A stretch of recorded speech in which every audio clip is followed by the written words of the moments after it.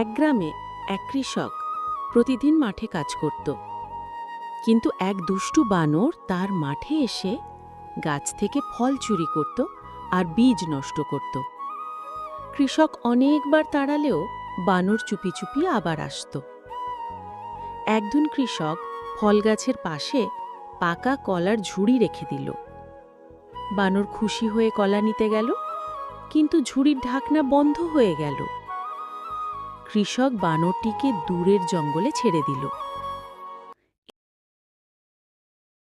এক গ্রামে এক কৃষক প্রতিদিন মাঠে কাজ করত, কিন্তু এক দুষ্টু বানর তার মাঠে এসে গাছ থেকে ফল চুরি করত আর বীজ নষ্ট করত। কৃষক অনেকবার তাড়ালেও বানর চুপি চুপি আবার আসত। একদিন কৃষক ফল গাছের পাশে পাকা কলার ঝুড়ি রেখে দিল।